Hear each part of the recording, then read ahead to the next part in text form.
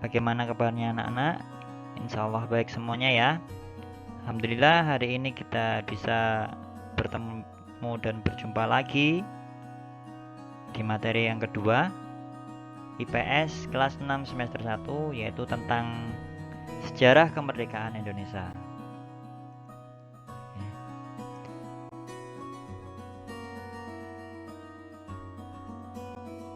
Makna proklamasi kemerdekaan Indonesia dibagi dua, yaitu makna kemerdekaan Indonesia di dunia internasional, makna kemerdekaan bagi rakyat Indonesia dan bangsa Indonesia. Yang makna kemerdekaan di dunia internasional yaitu untuk memberitahukan ke seluruh penduduk dunia bahwa bangsa Indonesia mengambil nasib di tangannya sendiri untuk memegang erat hak kemerdekaan yang meliputi bangsa, tanah air, pemerintah, dan rakyat. Intinya bahwa Indonesia mengumumkan kalau bahwa bangsa Indonesia sudah merdeka ke dunia internasional. Dan bagi rakyat dan bangsa Indonesia ada 11. Mulai dari makna proklamasi sebagai puncak perjuangan bangsa Indonesia sampai makna proklamasi sebagai kedaulatan negara Indonesia.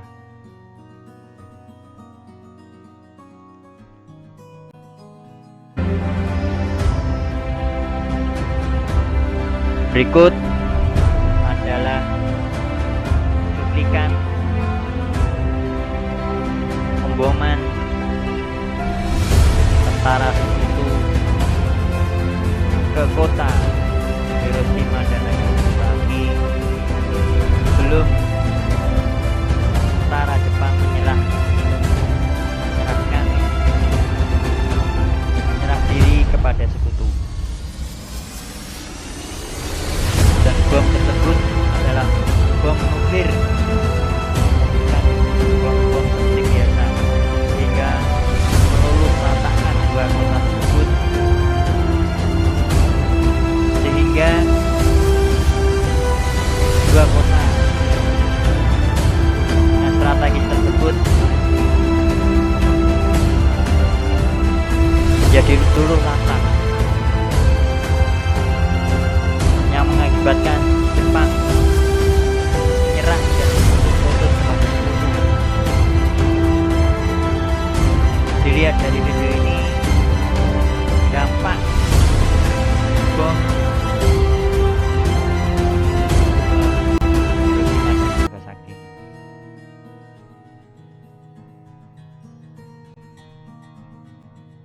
Upaya mempertahankan kemerdekaan Indonesia. Sebelumnya, tentara Jepang menduduki Indonesia dan tentara Sekutu kembali lagi dengan AFNI-nya, Allied Force Netherlands East Indies, yang fungsinya untuk mengusir tentara Jepang dari Indonesia. Dan sebelumnya tadi,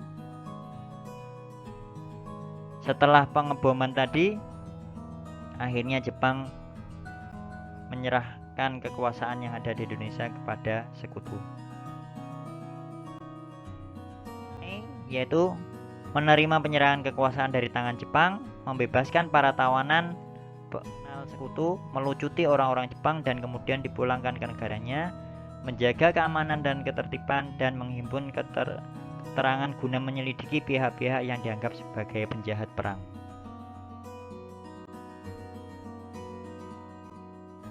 Awalnya, rakyat sangat menyambut baik kedatangan Sekutu. Setelah diketahui ada NICA atau Netherlands Indies Civil Administration di dalamnya, rakyat Indonesia jadi curiga dan bermusuhan. Kedatangan NICA didorong karena ingin menegakkan kembali Hindia Belanda dan berkuasa lagi di Indonesia. Perlawanan rakyat Indonesia dilakukan dengan pertempuran dan diplomasi. Perlawanan secara pertempuran yang kita kenal yaitu pertempuran 10 November tahun 45 di Surabaya. dimulai sejak kedatangan sekutu tanggal 25 Oktober 45 dipimpin oleh Brigjen AWS Malabi. Terjadi pertempuran tanggal 30 November di gedung Bank Internasional di Jembatan Merah Surabaya. Inggris atau sekutu mengultimatum supaya rakyat Indonesia menyerah dan Indonesia diwakili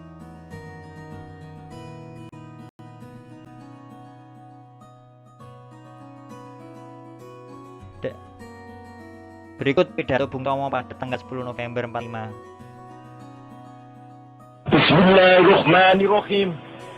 Merdeka! Merdeka!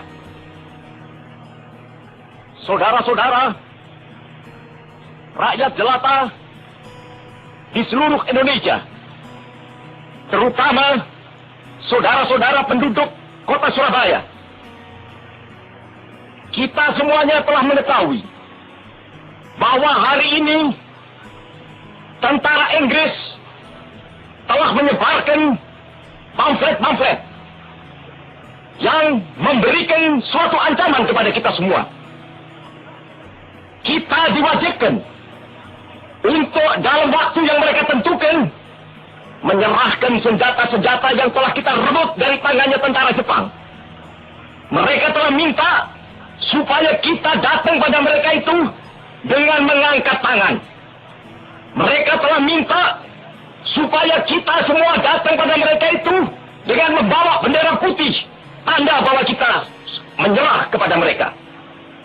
Saudara-saudara, di dalam pertempuran-pertempuran yang lampau, kita sekalian telah menunjukkan bahwa rakyat Indonesia di Surabaya, pemuda-pemuda yang berasal dari Maluku, pemuda-pemuda yang berasal dari Sulawesi, pemuda-pemuda yang berasal dari Pulau Bali, pemuda-pemuda yang berasal dari Kalimantan, pemuda-pemuda dari seluruh Sumatera, pemuda Aceh, pemuda Tapanuli, dan seluruh pemuda Indonesia yang ada di Surabaya ini, di dalam pasukan-pasukan mereka masing-masing, dengan pasukan-pasukan rakyat yang dibentuk di kampung-kampung, telah menunjukkan satu pertahanan yang tidak bisa dijebol, telah menunjukkan satu kekuatan sehingga mereka itu terjepit di mana-mana. Hanya karena taktik yang licik daripada mereka itu, saudara-saudara, dengan mendatangkan presiden dan pemimpin-pemimpin lainnya ke Surabaya ini, maka kita tunduk untuk memberhentikan pertempuran. Tetapi pada masa itu mereka telah memperkuat diri, dan setelah kuat, sekarang inilah keadaannya. Saudara-saudara, kita semuanya, kita bangsa Indonesia yang ada di Surabaya ini, akan menerima tantangan tentara Inggris itu. Dan kalau pimpinan tentara Inggris yang ada di Surabaya ingin mendengarkan jawaban rakyat Indonesia, ingin mendengarkan jawaban seluruh pemuda Indonesia yang ada di Surabaya ini, dengarkanlah ini, tentara Inggris. Ini jawaban kita. Ini jawaban rakyat Surabaya. Ini jawaban pemuda Indonesia kepada kau sekalian. Hei, tentara Inggris, kau mengendaki bahwa kita ini akan membawa bendera putih untuk takluk kepadamu. Kau menyuruh kita mengangkat tangan datang kepadamu. Kau menyuruh kita membawa senjata-senjata yang telah kita rampas dari tentara Jepang untuk diserahkan kepadamu. Tuntutan itu, walaupun kita tahu bahwa kau sekalian akan mengancam kita untuk menggempur kita dengan seluruh kekuatan yang ada, tetapi inilah jawaban kita.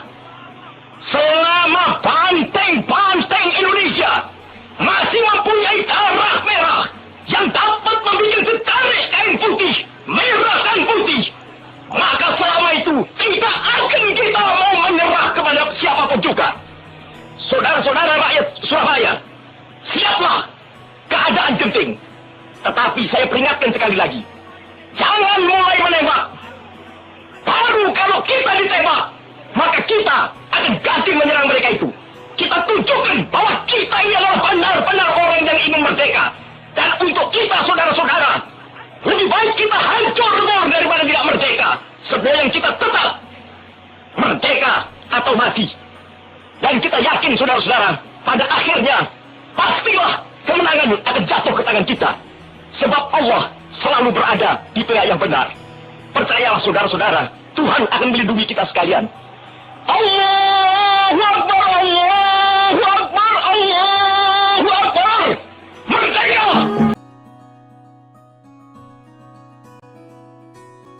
Betapa semangatnya pahlawan kita Bung Tomo membangkitkan semangat arek-arek Surabaya untuk melawan pasukan sekutu.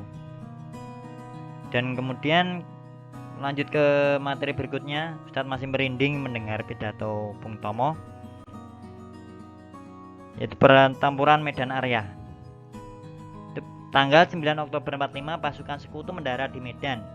13 Oktober 45 para pemuda yang tergabung dalam TKR terlibat bentrok dengan pasukan sekutu. Hal ini menjadi awal mulanya perjuangan bersenjata yang dikenal dengan pertempuran Medan Area. Hari di Semarang terjadi tanggal 15 Oktober 45, 2000 pasukan Jepang berhadapan dengan TKR atau Tentara Keamanan Rakyat.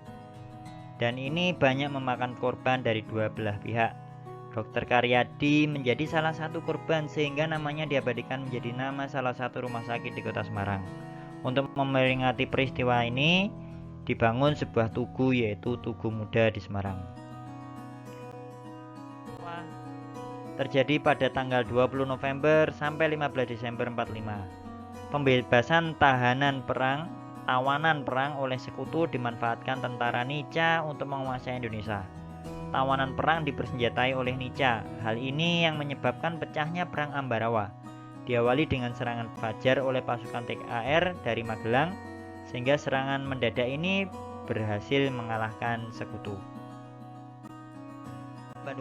Bandung Lautan Api. Tentara sekutu awalnya mengultimatum agar rakyat kota Bandung menyerahkan senjata serta mengosongkan kota. TRI atau Tentara Rakyat Indonesia menerima perintah dari Jakarta agar kota Bandung dikosongkan. Rakyat Bandung mematuhi perintah dari Jakarta. Namun sebelum meninggalkan kota Bandung, mereka membumi hanguskan kota Bandung. Tujuannya yaitu agar pos-pos penting dan tempat-tempat yang vital tidak dapat digunakan oleh pihak lawan atau sekutu. Peristiwa membumi hanguskan kota Bandung inilah yang dikenal dengan peristiwa Bandung Lautan Api. Yang kedua yaitu perlawanan secara diplomatis. Konflik Indonesia-Belanda mendapat perhatian dunia internasional. Para pemimpin Indonesia berusaha mempengaruhi negara-negara di dunia untuk menyampaikan kemerdekaan Indonesia. Kekejaman dan kelicikan Belanda disampaikan di forum PBB. Berkat pendekatan ini, masalah Indonesia dibahas dalam persidangan PBB. PBB berusaha menengahi masalah tersebut. PBB mengajak Indonesia dan Belanda untuk berunding. Perundingan ini beberapa kali tidak menemui solusi karena Belanda sering mengkhianati perundingan tersebut. Dengan usaha, sabar, dan pantang menyerah pada tahun 1950, perlawanan secara diplomatis ini alhamdulillah membuahkan hasil. Belanda mengakui kemerdekaan Indonesia, yaitu yang pertama, perlawanan secara diplomatis dengan perjanjian Linggarjati dilakukan atau diadakan tanggal 10 November 48 di Linggarjati, Kuningan, Jawa Barat. Pihak Indonesia dipimpin oleh Perdana Menteri Sultan Syahrir, pihak Belanda dipimpin oleh Dr. H.J. Van Mook. Kalian bisa melihat isi perjanjian Linggarjati di LKS masing-masing. Ada sekitar 3 poin isi perjanjian Linggarjati. Dilakukan pada tanggal 8 Desember 47 di atas kapal perang USS Renville milik AS Amerika Serikat. Ditandatangani kedua belah pihak pada tanggal 17 Januari 48. Pihak Indonesia dipimpin oleh Perdana Menteri Amir Syarifuddin, pihak Belanda dipimpin oleh Raden Abdul Qadir Joyoatmojo. Isi perjanjian Renville ada 3 poin yang bisa kalian lihat di LKS. Perjanjian Rumroyen atau Rum van Royem dimulai pada tanggal 4 April 49, berakhir pada 7 Mei 49. Nama ini, perjanjian ini diadopsi dari 2 kepala delegasi, yaitu Herman van Royen dan Muhammad Roem. Dilaksanakan di Hotel Des Indes Jakarta. Dan perjanjian ini melahirkan 7 poin. yang bisa kalian lihat di LKS. Yang terakhir yaitu Konferensi Medan Bundar. Pada tanggal 1 Maret 1949, gerilyawan Indonesia melakukan serangan umum untuk merebut kembali Yogyakarta. Yogyakarta berhasil direbut setelah pertempuran selama 6 jam. Akhirnya pada 7 Mei 49, Belanda bersedia berunding yang menghasilkan perjanjian Roem-Royen yang tadi sudah dibahas, yang menyepakati diadakannya konferensi tentang penyerahan kedaulatan yang dikenal dengan Konferensi Meja Bundar atau KMB.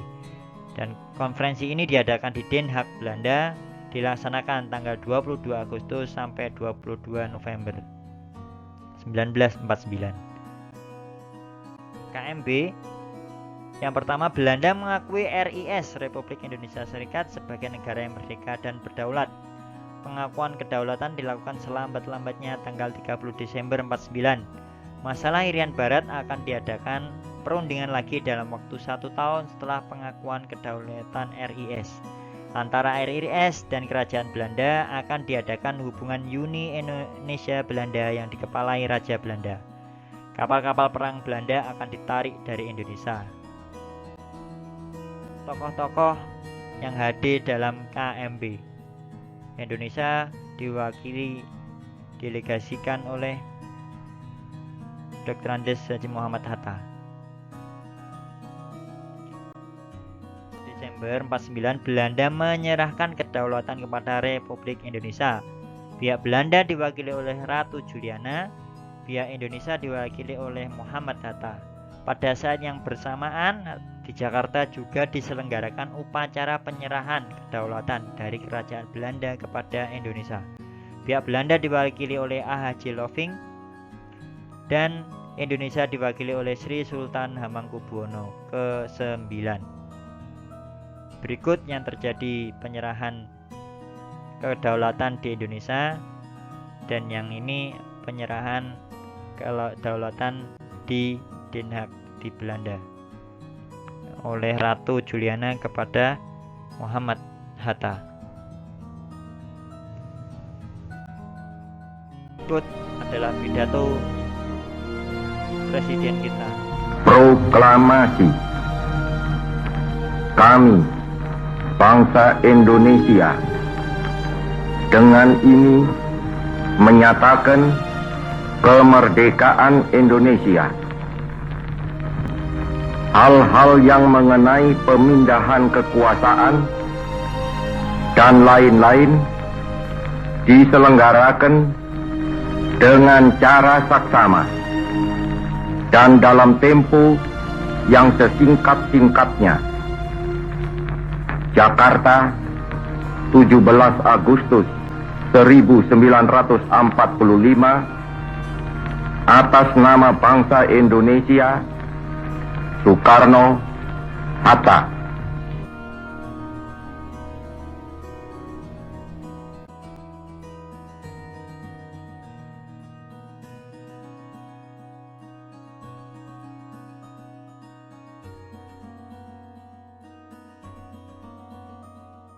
Alhamdulillah, Indonesia merdeka. Dirgahayu Republik Indonesia ke-76. Indonesia tangguh, Indonesia tumbuh. Demikian materi IPS bab kedua tentang sejarah kemerdekaan Indonesia. Kurang lebihnya mohon maaf. Assalamualaikum warahmatullahi wabarakatuh.